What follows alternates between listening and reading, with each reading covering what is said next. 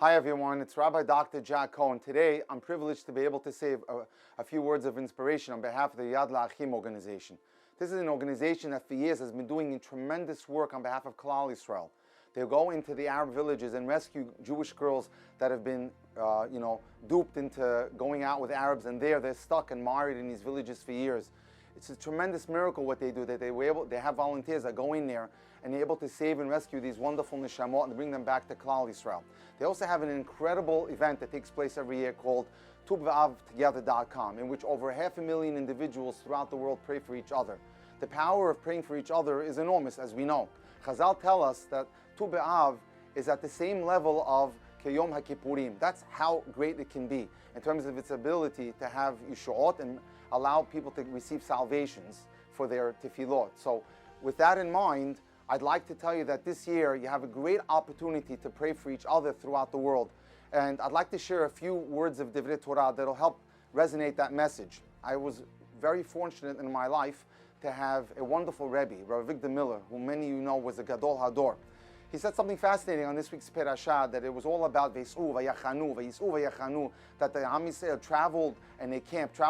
It sounds rather boring. What's going on here? Why do we have to know where all the travels of Klal Yisrael in the desert? And the answer is that we learn that it's mitzvat aseh to remember the journeys of our life. Not just the journeys of Klal Yisrael, but we are single and that we're older, we're getting on in years. You know, in my work as a dating coach, I help people throughout the world and I mentor them, and I see all of the people's issues and their pain and their suffering, especially when I try to set them up in shidduchim. So what I'd like to tell you is, what the Rabbi tells us is that we have to always appreciate the journeys of our life and always remember that it's always better than we think it is. And I saw an amazing story that I want to share with you about a girl named Malki who grew up. She had gorgeous teeth. Everyone used to tell her when she was beginning high school, "You have such perfect teeth. Did you go to a specialist that gave you such teeth?" And she says, "No, I was born with them." Everyone would admire her teeth. And she describes that in her class in 9th grade, the class was made up of 3 types of girls. There were the nerds, there were the regular girls, which she claimed she was one of them, and there were the snobs. The snobs were the girls who were Bali Gaiva, they didn't talk to everyone. There was this one girl named Gila who didn't really talk to her. One day, Malki's mother told her, "Malki, today I'm going to surprise you. I want to take you to buy you a gorgeous pair of shoes. If you come home early, grab the bus early, come home early, we'll go to the mall and we'll get a pair of shoes for you." So that day, Malki made sure that she'd leave school quickly and try to catch the bus. As she left school, she saw the bus had already parked by the bus stop. She started running to make a mad dash for the bus, and people were getting on the bus. The doors of the bus were about to close, and who did she see right by the doors of the bus? It was Malki, one of these snobs, speaking to one of her friends, Ilana, which is another snob in the class. As Malki ran fast to catch the bus, what happened was that Gila turned around to talk to Ilana, and Malki didn't realize that Gila's foot was sticking out, and Malki went flying. And Malki found herself smashed into the ground, and she was full of blood, and she felt a crack in her mouth. Malki's friend Esther took her back to the school with Mrs. Mitkin, which was the school assistant, brought her into the office, and lo and behold, Malki was full of blood, and guess what? Her gorgeous tooth in the front had cracked. And she was like beside herself, and Mrs. Mitkin said, "Oh, it's okay. My son also cracked a tooth." But here she says, "I'm going to be in Shidduchim very soon. I need great teeth." And so what happened was Malki's mother came down to the office and took her to the dentist. The dentist said, "No worries. You'll have a new tooth, good as new." And so he gave her a new tooth, but it wasn't as good as new, because she was told she would never be able to bite on that tooth ever again. Imagine, these are the incisors that we need to be able to grab a pizza or an apple, but she can never do that again, or her favorite lunch, which was the tuna bagel. So Malki now had to learn to adjust to bite always with her molars, which was on the side of her teeth. And throughout the years, there were several episodes in which every time she would make a mistake, the tooth would come out and she'd have to rush off to the dentist to put a new one in.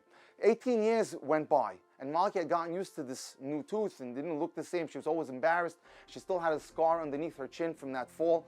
And one day she's sitting on her porch, and there was her 6-year-old son, Baruch, and he was playing outside. One of the neighbor's sons, Menachem, was blowing bubbles.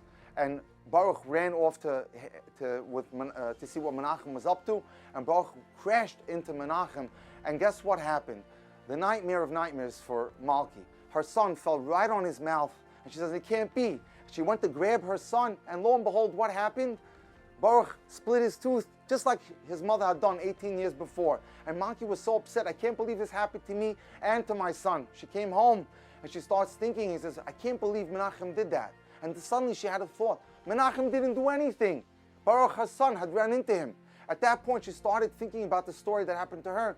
And she said, all these years I've hated Gila because of what she did to me. But Gila didn't do anything to me. Gila didn't even know that I ran into her. And I had been harboring this horrible grudge inside of me for years. And at that day, she decided to call her friend Esther. And she said, Esther, you know what happened to my son? She told her the story. And Esther said to her, you know, Gila never got married. And she's already 33 years old. And Malki is thinking, you know what? It could be because of the grudge that I held all these years against her. But Malki, she said to herself, was one of those snobs. And then she remembered that Malki's parents had gotten divorced. And maybe Malki was harboring a lot of pain, Gila was harboring a lot of pain inside her because of the divorce. And maybe that's why she behaved that way. And she decided that right there and then that it wasn't Gila's fault. She never did anything wrong to her. She had just pinned the blame on her. That day, she started to daven for Gila, who was 33 years old. And 4 weeks to that day, Gila got engaged. This is what happens when we daven for each other. When we drop these grudges and we care for one another. Chazal tell us what was so great about Tu B'Av. The Mishnah tells us that on that day, all the Jewish girls went out to the fields of Yerushalayim in order to do what? In order to share dresses, so the poor girl would not be embarrassed. The rich girl would lend her dress out to her. And that's what we have to remember, that this is a day in which we care for each other, in which we share with each other. Let me close with a story. Last year, I was mentoring a girl in Los Angeles who told me she had a friend in Great Neck who needed help because she needed to get married, but that girl was a little socially off. So she told me, you know what, you should call her. And this girl has a neighbor, a 30-year-old girl, who will help you understand what her needs are. So I called the 30-year-old girl in Great Neck. I said, I was told that you're the friend of this girl who needs some help and she wants help in Shidduchim. So I started talking to this 30-year-old girl. Let's call her Sheila, for example. And I talked to her. I said, you know, you care so much about this girl. Are you married? She says, no. She says, what about you? She says, Rabbi, take care of my friend first. Don't worry about my shidduch. Let me first get her help. And wouldn't you know it, that I had a man who was 10 years older in Los Angeles, who for years was offering me thousands of dollars to get him a shidduch. And I decided to read the shidduch of this man to this wonderful girl who cared about this girl who was socially off, Sheila. And within 7 dates later, Sheila was engaged. She didn't even come to me for her shidduch. She was just there to help someone else, but she cared about someone else first. And she said to me, Rabbi, take care of the other girl. You know what happened? Hashem took care of her first. And so that's the lesson Moirav Rabbi said, that we need to learn from Tu B'Av, that we have to care about each other. You can go to tubeavtogether.com, and there, on that website, you can go ahead and submit names so that others can be prayed for. There'll be a minyan of a wonderful Talmidei Chachamim at the gravesite of Yonatan Uziel in Amuka that will pray for everyone. You can certainly download all the Tehillims that will be said that day. It'll happen Eastern Standard Time, 10 o'clock that day at Tu B'Av. So take advantage and support this wonderful organization, Yad L'Achim. Thank you so much.